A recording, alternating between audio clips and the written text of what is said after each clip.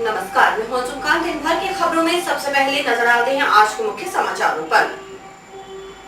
Ward number 41 में बना विवाह स्थल 32 लाख की आय लागत, प्रभारी मंत्री ने किया लोकार्पण। जिला प्रभारी मंत्री डॉक्टर रामप्रताप ने किया भाजपा विधायक के खिलाफ मुखर हुई अनएसयूआई कार्यकर्ता, लाखों का गिरफ्तार करने की मांग। डीजल पेट्रोल के दाम घटाने की मांग, पीसीसी सचिव राजेंद्र गोदाना ने साधा सरकार पर निशाना। अब समाचार विस्तार से। हनुमानगढ़ के वार्ड नंबर 41 में 13वें वित्त आयोग से मंजूर शुदा राशि से विवाह स्थल का निर्माण करवाया गया है। इस पर जिला प्रभारी मंत्री डॉक्टर रामप्रताप ने इसका लोकार्पण किया। उन्होंने कहा कि इस तरह का विवाह स्थल पहले कभी नहीं देखा। वार्ड नंबर 41 में शनिवार का दिन उल्लासपूर्ण था। जिला प्रभारी मंत्री डॉक्टर रामप्रताप, नगर परिषद के सभापति राजकुमार हिसारिया, उप सभापति नगीनाबाई ने संयुक्त रूप से विवाह स्थल का लोकार्पण किया। विवाह स्थल पर करीब 32 लाख रुपए की लागत आई है। डॉक्टर रामप्रताप ने कहा कि कच्ची बस्ती में इस तरह की मैरिज पैलेस कभी नहीं देखी। चेयरमैन साहब, बुजुर्गों, नौजवान साथियों, माताओं, बहनों, प्यारे बच्चों, सबसे पहले तो मैं आपको बधाई देना चाहता हूँ कि मैंने ऐसा मैरिज पैलेस किसी कच्ची या पक्की बस्ती में नहीं देखा।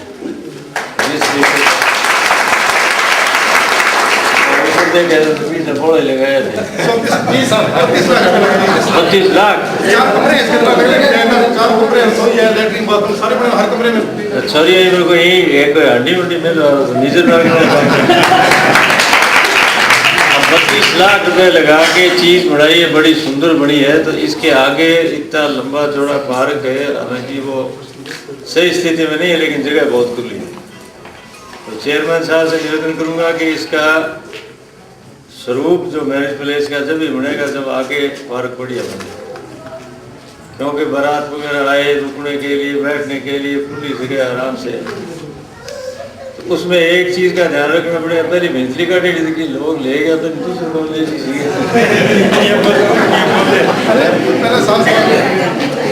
साफ सवाल तो नहीं, मकान पक्का हो गया। उसमें एक तो चेयरमैन साहब से निवेदन है कि घोषणा नहीं, महीने 2 महीने 4 महीने बाद में, क्योंकि अभी कई जगह काम शुरू कर लिए, तो पैसा इनके पास हो उसी टाइम इसको शुरू करवा के बढ़िया एक पार्क बन जाए। कच्ची बस्ती में है, मैंने देखा नहीं, वो तो आपको पता होगा।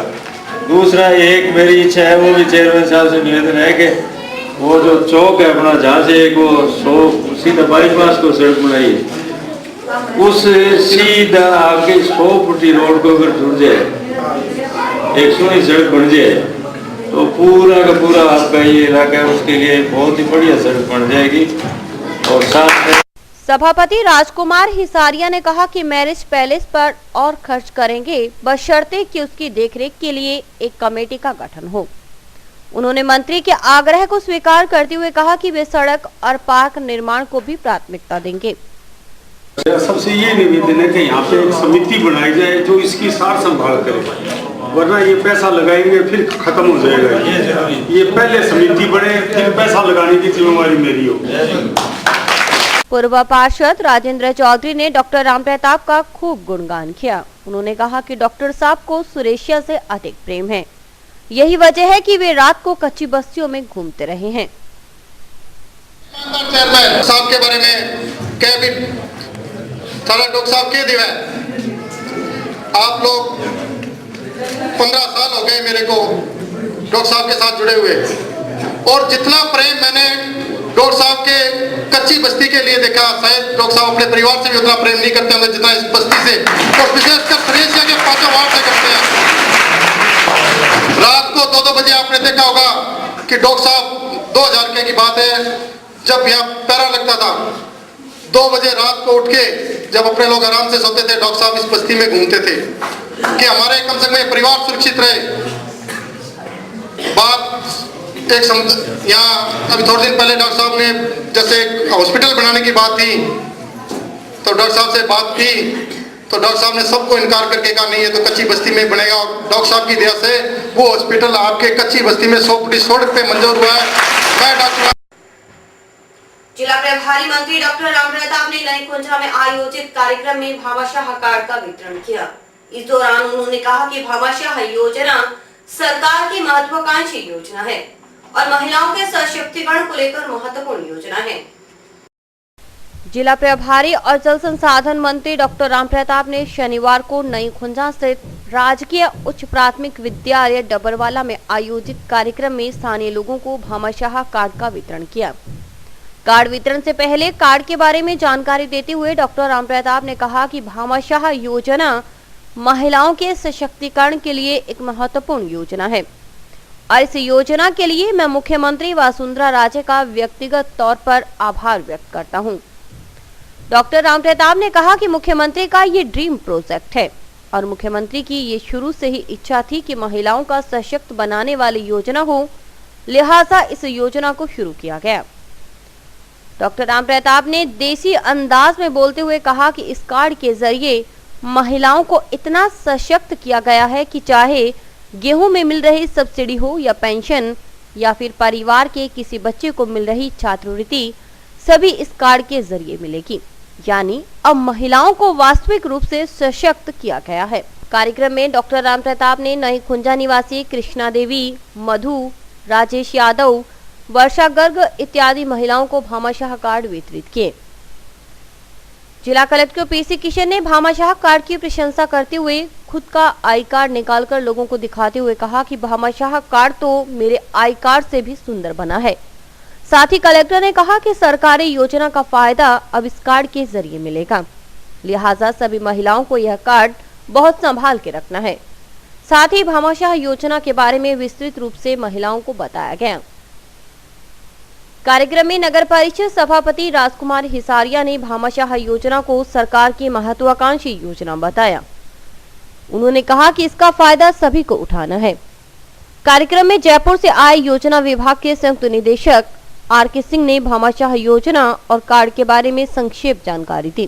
कार्यक्रम में जल संसाधन मंत्री डॉक्टर रामप्रताप के अलावा जिला collector PC Kishan, ADM KM. Dooria, नगर परिषद सभापति राजकुमार हिसारिया, परियोजना प्रबंधक रतन कुमार पारिक, नगर परिषद के एएन राजेंद्र स्वामी, आईटी के एसीपी योगेंद्र कुमार समेत कई विभागों के अधिकारी, कर्मचारी और स्थानीय लोग शामिल थे। तो ये है कि जितनी भी योजना है सरकार की तरफ से, उसमें जैसे उदाहरण के तौर पर आप एक देखो, जो गेहूं है बाजार में तो मिले मान लो 14 या 15 रुपया, और कट्ठे मिर्ची 2 या 3 या जो भी रेट है, तो जो फर्क है, अगर गेहूं नहीं है तो फर्क है, वो उतना पैसा आपके इस कार्ड के अंदर अपने आप ही जमा हो जाएगा। इसी तरीके से पेंशन है, पेंशन के लिए आपको जगह जगह चक्कर नहीं लगाने पड़े। आपको अगर पेंशन मिल रही है तो वो इस कार्ड के जरिए आपके उस खाते में चली जाएगी अपने आप। यूं जैसे बताया कुछ छात्रवृत्ति का मामला है बच्चों का, तो सारे इस कार्ड के अंदर जाएंगे। गैस का कनेक्शन है, उसकी सब्सिडी वो भी इसमें जाएगी। मतलब जो भी सरकार की तरफ से योजना है, जो लाभ है, वो सीधे तौर पर आपके इसके कार्ड में जाएगा। जगह जगह चक्कर नहीं लगाने पड़े, मेरे को मिला नहीं, इतने महीने हो गए, इतने चक्कर लगा ली, ये बात नहीं रहेगी। और दूसरा, इससे योजना के माध्यम से ये बात सही है कि माननीय मुख्यमंत्री महोदय की बहुत ही महत्वाकांक्षी योजना है बनेगा। तो इसमें याद रखने का जो चीज है, पहला ये कार्ड को खोना नहीं है। आप सब बहुत जल्दी कार्ड खो लेते हो। ये पीछे का तरफ जो चीज है, इसमें स्कैन करने से आपका सभी डिटेल्स आ जाएगा। आपका अकाउंट नंबर है, आपको बताया कि पेंशन भी आप इसमें आ जाएगा। अभी क्या पेंशन के लिए आपका 10 जगह ठोकर खाते हो, मिला नहीं मिला, 2 महीना का मिला नहीं, एक बार दे दिया, वो काफी सारे समस्या है, वो खत्म हो जाएगा। आपका जो राशन मिलता है, सोचो गेहूं का कीमत सोचो, आपका 2 रुपया केजी गेहूं सरकार देती है। अब बाहर मार्केट में आपका बाजार में सोचो 15 रुपया केजी है। तो जो डिफरेंस है वो कितना केजी के लिए है, उसके हिसाब से आपका पैसा ही डायरेक्ट सरकार ये कार्ड से ट्रांसफर कर देगी आपके अकाउंट में। आपका जो भी सरकार की तरफ से बंदर सामाजिक सुरक्षा योजना हो गया, नारेगा का भुगतान हो गया, छात्रवृत्ति हो गया, स्वास्थ्य बीमा राशि हो गया, और बाद में जो प्रधानमंत्री जन धन योजना भी हो गया, वही टाइप का चीज सब कुछ इसका एक ही कार्ड से ही होना है। कोटा के विधायक प्रहलाद गुंजल के खिलाफ एनएसयूआई के कार्यकर्ता शनिवार को मुखर नजर आए। उन्होंने कहा कि अगर गुंजल को 3 दिनों के भीतर गिरफ्तार नहीं किया गया तो नतीजे गंभीर होंगे। कार्यकर्ताओं ने टाउन में गुंजल का पुतला भी फूंका। भाजपा के राष्ट्रीय अध्यक्ष अमित शाह के निर्देश पर भाजपा विधायक प्रहलाद गुंजल को निलंबित कर दिया गया है, लेकिन सबकी नजर टिकी है प्रदेश भाजपा की कार्रवाई पर। अभी तक वह भविष्य के गर्त में है। दूसरी तरफ कोटा के सीएमएचओ के साथ बदजुबानी और गाली गलौज करने वाले विधायक के खिलाफ एनएसयूआई ने तंज कसते हुए शनिवार को टाउन में पुतला फूंका। पूर्व छात्र संघ अध्यक्ष रोहित स्वामी और मनीष भोबिया आदि ने कहा कि भाजपा अब चुप क्यों है। विधायक की अभद्र भाषा सुनकर शर्म आती है, लेकिन न तो भाजपा उसे निष्कासित कर रही है और न ही सरकार ने गिरफ्तारी के आदेश दिए। उन्होंने 3 दिनों में गिरफ्तार नहीं करने पर आंदोलन तेज करने की धमकी दी है।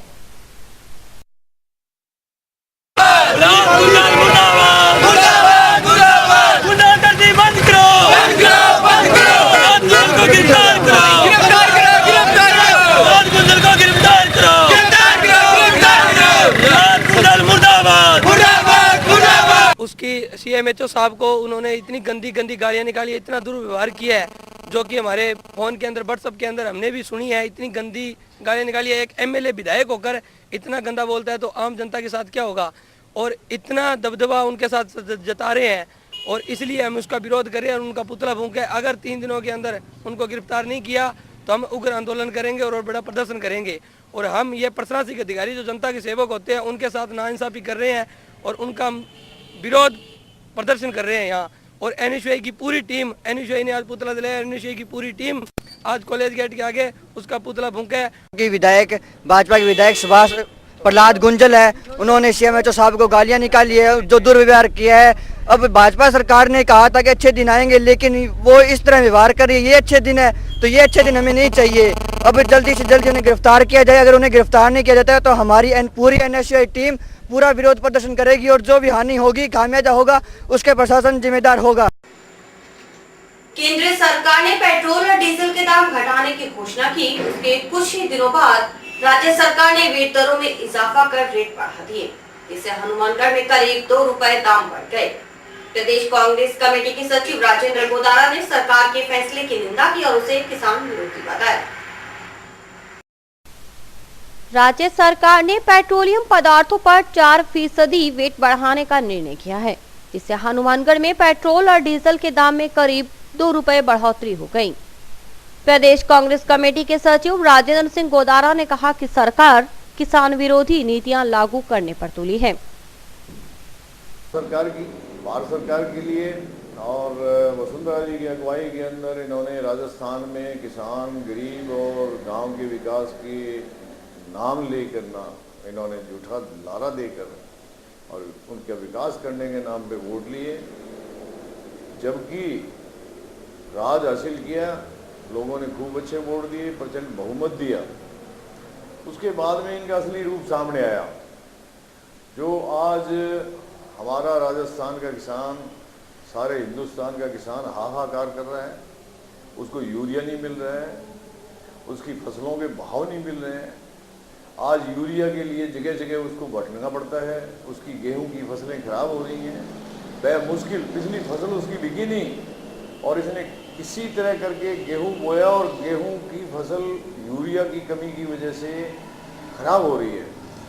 पिछली फसलों के दाम इनको जो मिलने चाहिए उससे पिछले साल के रूप जो मिलने चाहिए, नरमा के भाव कम से कम 6,000 होने चाहिए और मूंगफली दाई जिसको इस एरिया का मेन प्रोडक्ट है हमारा, उसके 8,000 रुपये, यानी उसके ग्वार के भाव 8,000 रुपये होने चाहिए और मूंगफली के भाव 6,000 रुपये होने चाहिए कम से कम। जो पिछले साल इन्होंने किसानों ने बेचा उसके अनुरूप उनको भाव नहीं मिल रहे हैं, फसलें घर पड़ी हैं। किसान आज की तारीख में बड़ा तबाह हो गया और उसकी हालत ये है कि वो क्या करे, उसकी कोई सुनने वाला नहीं है सरकार में। प्रदेश कांग्रेस के सचिव ने कहा कि डीजल और पेट्रोल की दरें बढ़ाकर सरकार ने मध्यम वर्ग की जेबों पर डाका डाला है। उन्होंने बढ़ी हुई दरें वापस लेने की मांग की। मेरी तीसरी बात जो अभी ताज़ा इन्होंने की है, डीजल के और पेट्रोल के दाम जो इंटरनेशनल लेवल पे 40% डाउन हुए हैं, उसके अनुरूप भारत सरकार ने पैसा कम नहीं किया पर लीटर के हिसाब से। और उन्होंने जो 2 रुपये लीटर अभी परसों 10 दिन पहले किया था, और कल हमारी राजस्थान सरकार ने वैट को बढ़ाकर 2 रुपये वापस रेट बढ़ा दिया। मेरी 3 मांगे हैं जो किसानों से और गांव से मुतल्लक हैं, गरीब से मुतल्लक होती हैं। इन्होंने जो 2 रुपया रेट बढ़ाया है वैट बढ़ाकर किसान का, तुरंत वापस लिया जावे और ये भाव हरियाणा का और पंजाब के बराबर किया जावे। दूसरी तरफ पेट्रोल पंप संचालक अश्वनी बजाज ने कहा कि सरकार के इस फैसले से अब सेल पर फर्क पड़ा है। हरियाणा और पंजाब में सस्ती दर पर पेट्रोलियम पदार्थ मिलने से उपभोक्ता खासकर डीजल के लिए उधर रुख करेंगे। पेट्रोल और डीजल के रेटों में 4% वैट की बढ़ोतरी हुई है, जिससे कि पेट्रोल 1 रुपया 98 पैसे और डीजल 1 रुपया 76 पैसे रेट बढ़ चुके हैं। और ये पब्लिक के लिए बहुत बुरी बात है, इसको कम होना चाहिए। अब हमारी सेल पे बहुत फ़र्क पड़ेगा। हमारे पड़ोसी राज्य हरियाणा पंजाब में ये वेट कम है और हमारी सेल वहाँ जा रही है।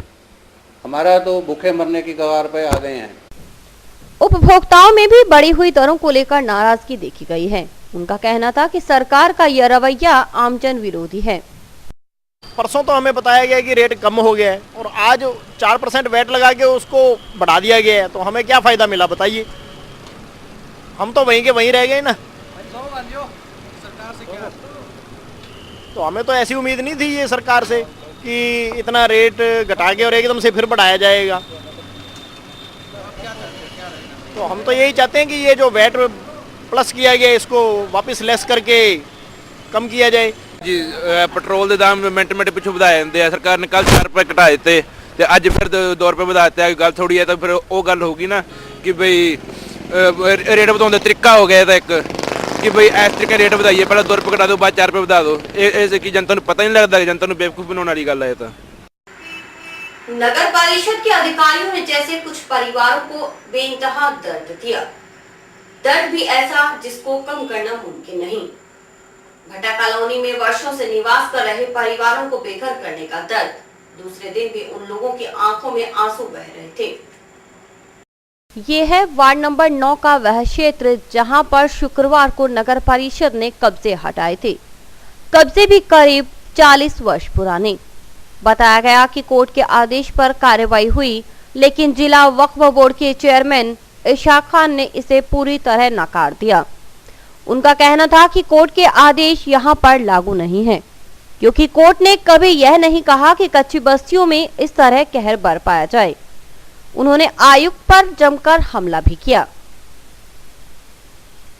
वार्ड नंबर 9 के अंदर प्रशासन ने अपनी मर्जी से, मैं ये कहूँ प्रशासन ने अपनी हठधर्मिता से इन गरीब लोगों को उजाड़ दिया। तो मैं मीडिया के माध्यम से जिला कलेक्टर महोदय से एवं यहाँ के जनप्रतिनिधियों से भी मैं ये मांग रखना चाहूँगा पुरजोर कि हाई कोर्ट की आड़ में, फिर कह रहा हूँ मैं, हाई कोर्ट की आड़ में इन लोगों को ना उजाड़ा जाए। हाई कोर्ट का आदेश इन लोगों पर कहीं भी लागू नहीं होता, क्योंकि ये कच्ची बस्ती है और कच्ची बस्ती में हाई कोर्ट के कोई नियम और कोई आदेश नहीं है कि कच्ची बस्ती में तोड़फोड़ की जाए, वहाँ सड़कें चौड़ी की जाए। हाँ, उद्यान पार्क या सड़क पर कब्जा हो तो हटाया जाए, ये हाई कोर्ट का आदेश है। ये ना तो कोई उद्यान पे कब्जा है इन लोगों का, ना ही किसी सड़क पर कब्जा है, ना ही किसी पार्क पर कब्जा है। मैं तो बड़ा हैरत में हूँ, बड़ा ही हैरत में हूँ कि एक समझदार अधिकारी जो इसको तोड़ फोड़ करने के लिए आया, उसने अखबार वालों को भी बेवकूफ़ बनाने के लिए ये कह दिया कि ये तो सर्वे संख्या 2004 और सर्वे 2009 के अंदर भी इनका नाम नहीं है, जबकि उनके खुद के हाथ से सर्वे 1998 की सर्वे के अनुसार रसीदें कटी हुई हैं। जो अखबार को बरगलाने का काम कर सकता हो वो अधिकारी इस शहर में रहने के लायक ही नहीं है। और अगर वो रहता है तो मैं ये चाहूँगा कि यहाँ के जनप्रतिनिधियों की उदासीनता का एक नतीजा है कि ऐसे भ्रष्ट अधिकारी को यहाँ रख के इस शहर का सत्यानाश करने पे तुले हुए हैं। दूसरी तरफ उन लोगों की आंखों से बह रहे आंसू थमने का नाम नहीं ले रहे थे। एक बाबा ने तो यहाँ तक कहा कि वह पिछले 40 साल से निवास कर रहा है, लेकिन आखिरकार प्रशासन की वजह से सब कुछ तबाह हो गया। क्या सारा कुछ खिला दिया मेरा। मैं 40 साल का बैठा हुआ हूँ, 40 साल का। ये सफेदी आ गई, जवानी में आया था मैं, और 40 साल का बैठा हुआ, और फिर भी मेरा ये हाथ तोड़ गए। ये देखो डॉक्टरी मैंने कराओ। और इधर ये कमरे सब तोड़ गए साहब। 3 बच्चे हैं, उनको भी मारा और मेरे को भी मारा, कमरे सब तोड़ गए। समाचार अभी और भी हैं, देखते रहिए दिन भर की खबरें।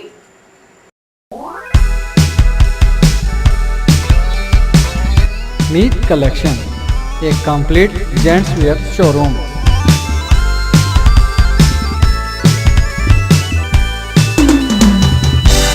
जहां पर आपको जेंट्स वेयर में रेडीमेड गारमेंट्स, इंपोर्टेड शूज, चप्पल आदि की भरपूर वैरायटी मिलेगी। वैरायटी ऐसी जो आपको देखते ही मन भा जाए, रेट ऐसे जो आपको पसंद आ जाए। यदि आप कम कीमत में अच्छी वैरायटी खरीदना चाहते हैं तो तुरंत संपर्क करें। हमारा पता है मीत कलेक्शन, खोसा कॉम्प्लेक्स, नज़दीक Shri Ram market, Hanumangarh junction.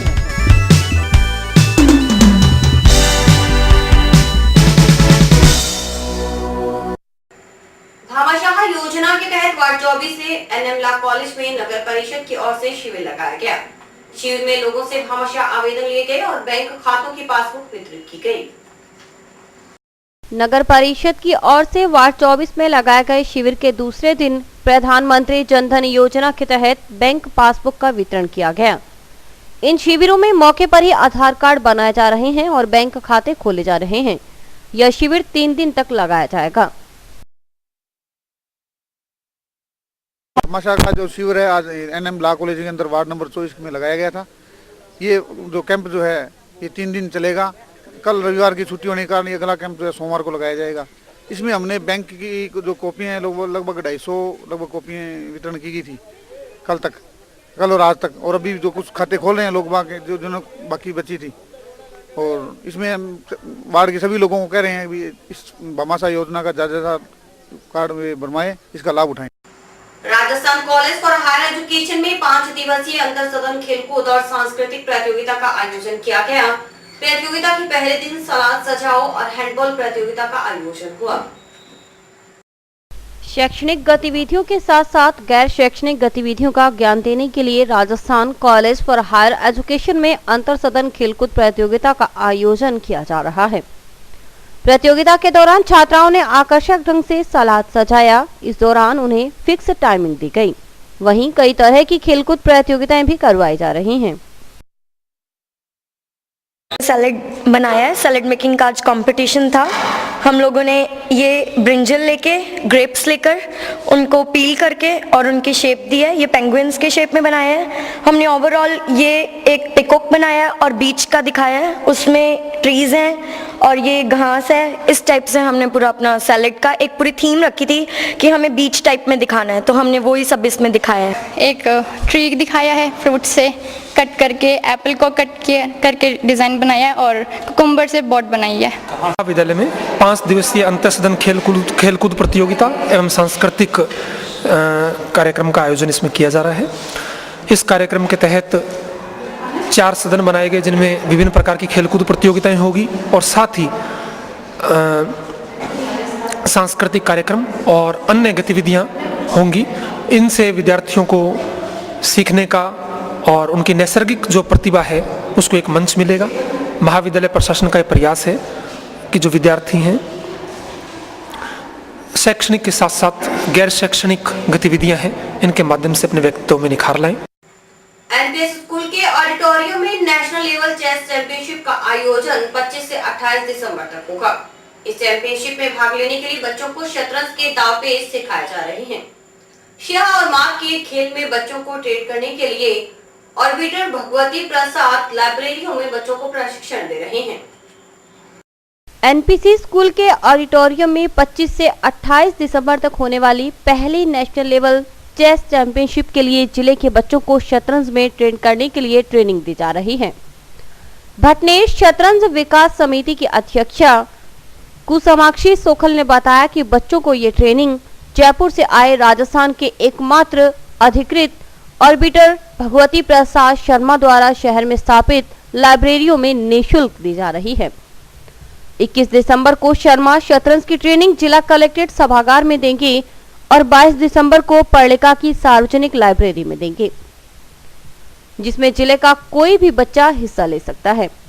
Training के दौरान बच्चों को शतरंज की नई नई चालें सिखाने के अलावा मोहरों की बाजी चलने के अलावा देशी और विदेशी ग्रैंड मास्टरों की अपने साथ लाई गई किताबों के जरिए भी बच्चों को और अधिक दक्ष बनाया जा रहा है।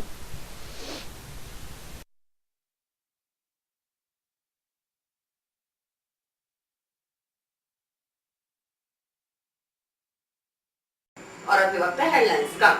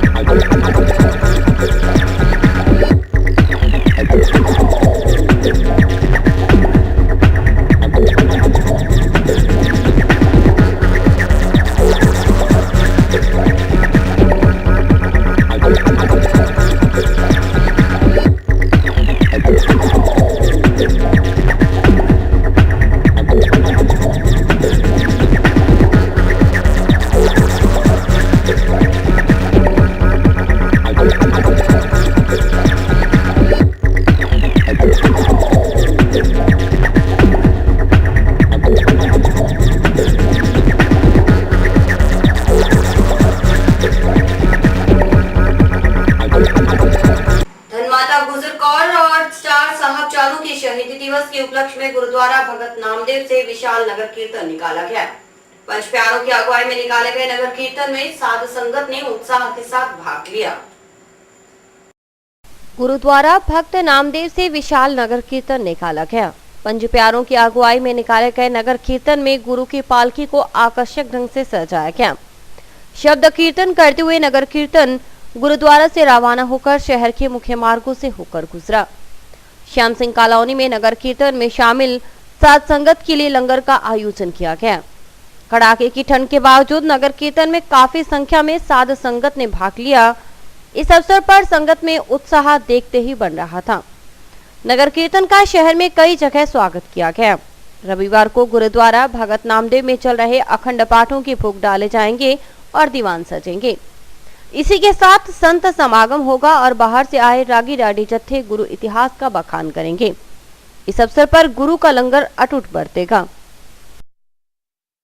नगर कीर्तन धन माता गुजर कौर ਅਤੇ ਚਾਰ ਸਾਹਿਬਜ਼ਾਦਿਆਂ ਦੀ ਸ਼ਹੀਦੀ ਨੂੰ ਮੁੱਖ ਰੱਖਦਿਆਂ ਹੋਇਆਂ ਗੁਰਦੁਆਰਾ ਸ੍ਰੀ ਗੁਰੂ ਨਾਨਕ ਦਰਬਾਰ ਸਾਹਿਬ ਚੱਲ ਕੇ ਆਪਣੇ ਸ਼ਹਿਰ ਦਾ ਚੱਕਰ ਲਾਉਂਦਾ ਹੋਇਆ ਸ਼ਾਮ ਨੂੰ ਗੁਰਦੁਆਰਾ ਸ੍ਰੀ ਗੁਰੂ ਨਾਨਕ ਦਰਬਾਰ ਸਾਹਿਬ ਵਿਖੇ ਪਹੁੰਚੇ। ਕੱਲ ਦਾ ਪ੍ਰੋਗਰਾਮ ਮਾਤਾ ਕਰਤਾਰਪੁਰ ਕਲੋਨੀ ਵਿਖੇ ਚੱਲਦੇ ਸ੍ਰੀ ਅਖੰਡ ਪਾਠ ਸਾਹਿਬ ਜੀ ਦੇ ਭੋਗ ਪਾਏ ਜਾਣਗੇ। 10 ਵਜੇ ਭੋਗ ਪੈਣਗੇ। ਉਪਰੰਤ ਸੰਤ ਸਮਾਗਮ ਹੋਣਗੇ। ਸੰਤ ਮਹਾਂਪੁਰਸ਼ ਅਵਤਾਰ ਸਿੰਘ ਜੀ ਧੂਲਕੋਟ ਵਾਲੇ गुरु की संगतां गुरु कीर्तन द्वारा निहाल करनगे। सारियां ही संगतां पहुंचने की कृपालता करो। गुरु का लंगर अटूट बरतेगा। सेवा के कई रूप हैं और वंश युवा संघ ने भी सेवा का अलग तरीका खोज निकाला है। वह है अज्ञात शवों का अंतिम संस्कार करवाना। अरुणवंश युवा संघ के प्रतिनिधियों ने शनिवार को एक अज्ञात व्यक्ति के शव का अंतिम संस्कार करवाया। अध्यक्ष विकास डोडा, सतीश कटारिया और जसपाल छावड़ा आदि ने शव का संस्कार किया। उनका कहना था कि मृतक स्टेशन पर रहता था। उसके 2 बच्चे भी हैं। मृतक की अस्थियां हरिद्वार भिजवाने की व्यवस्था करवाई गई है।